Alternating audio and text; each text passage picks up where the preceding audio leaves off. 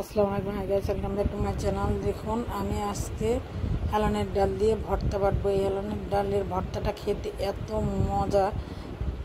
ঢাকায় আমার বাসায় যখন আমি হেলনের ডালটা ভেজে রান্না করি, তখন অনেকে আমাকে জিজ্ঞাসা করে যে আপু, এই হেলনের ডালটা কোথায় পেয়েছেন। দেখুন, এই হেলনের ডালটা কীরকম, এরকম লম্বা লম্বা হয়, বরবটির মতো। দেখুন, এগুলো একেবারে শুকনো শুকনো হয়ে গেলে কালো কালো হয়ে যায়। এখন একটু তস আছে, তার জন্য এরকম কালারটা। এটা দেখুন কাঁচাটা, এই কাঁচা হেলনের ডালটা দিয়ে দিই আমি ভর্তা বাটবো। এটা দেখতে সবুজ কাঁচাটা, আর যেটা শুকিয়ে যায়, একবার পুরোপুরি শুকিয়ে গেলে এটার কালারটা কালো হয়ে যায়। দেখুন, আমি সবুজ কালারের কয়েকটা উঠিয়ে নিচ্ছি। এগুলো দিয়ে আজকে আমি ভর্তা বাটবো। পুরা ক্ষেতটা জুড়ে দেখুন, অনেকটা ক্ষেত জুড়ে হেলনের ডালের চাষ করা হয়। এবার এগুলোকে আমি উপরের খোসাটা ফেলে ভিতরের ডালগুলো নিয়ে এগুলো দিয়ে ভর্তা বাটবো। এগুলোকে ভেজে নিয়ে তারপরে ভর্তা বাটবো। এগুলোকে সিদ্ধ করে অনেক সময় বুটের মতো মুড়ি দিয়ে মেখে খেতেও কিন্তু অনেক মজা আছে, অনেক ভালো লাগে খেতে। কাঁচা হেলনের ডালটা সিদ্ধ করে পেঁয়াজ দিয়ে মশলা টশলা দিয়ে ভেজে মুড়ি মাখা দিয়ে খেতে অনেক মজা হয়। আমি কিন্তু আজকে ভর্তা বাটবো। ভর্তার জন্য দেখুন আমি এগুলোকে ছিলে পরিষ্কার করে নিচ্ছি।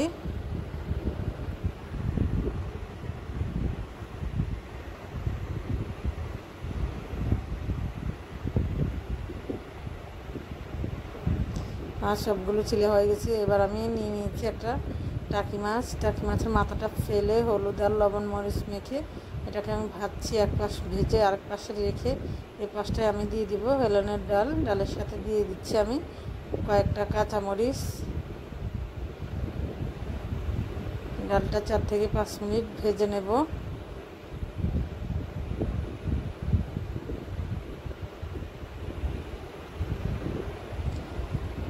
মাছটাকে উল্টে পাল্টে একেবারে মচমচা করে নেব।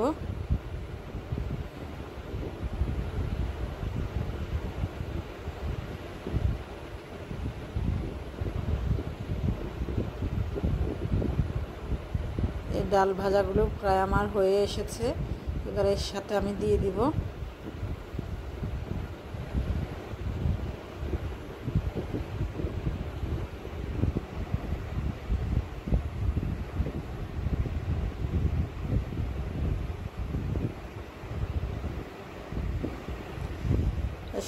দিয়েছি আমি কয়েকটা বাদাম। বাদামটা দিলে ভর্তাটার টেস্টটা আরও বেড়ে যায়, খেতে অনেক ভালো লাগে।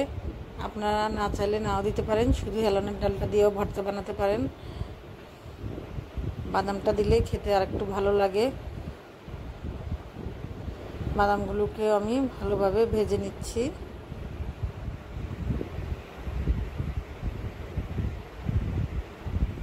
তার সাথে দিয়ে দিয়েছি পেঁয়াজ। পেঁয়াজটাকে আমি ভেজে নেব। পেঁয়াজটা ভাজলে ভর্তার সাথে আর কাঁচা পেঁয়াজের গন্ধটা থাকে না। একটু ভেজে নিলে পেঁয়াজের কাঁচা গন্ধটা চলে যায়। হয়ে গেছে আমার মাছ ভাজিটা। মাছটাকে এবার আমি উঠিয়ে নেব। আমার সবগুলো ভাজা হয়ে গেছে।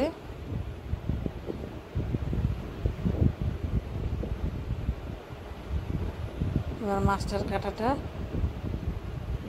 ছেড়ে নেব। ছেড়ে নিয়ে আগে আমি মাছটাকে ভালোভাবে পিষে নেব।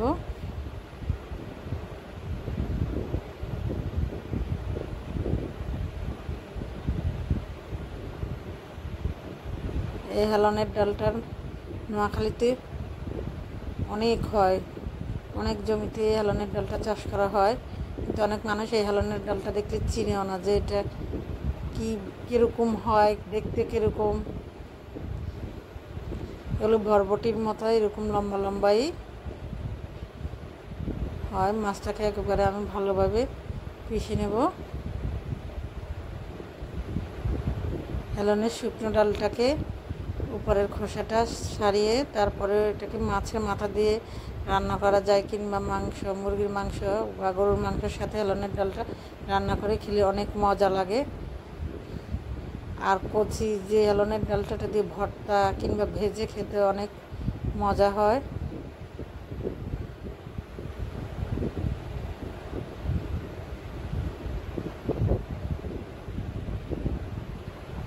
মাছটাকে একেবারে ভালোভাবে দেখুন আমি পিষে নিচ্ছি।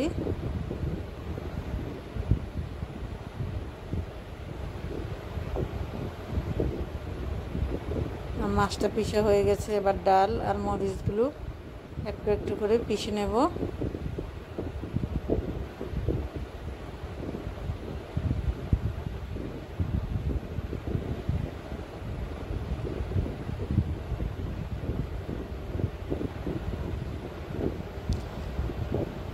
ডাল আর মরিচের সাথে দিয়ে দিচ্ছি একটু লবণ, স্বাদ অনুযায়ী একটু লবণ দিয়ে দিয়েছি।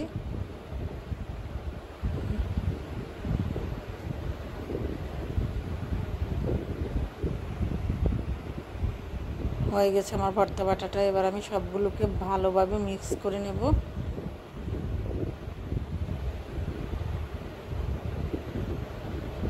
মিক্স করে এবার আমি এগুলোকে উঠিয়ে নিচ্ছি। আমার ভর্তাটা কিন্তু আমি কোনো পানি দিইনি, একেবারে শুকনো শুকনো ঝরঝরা ভর্তা নিয়েছি। গরম ভাতের সাথে ভর্তাটা খেতে অনেক মজা, অনেক ভালো লাগে।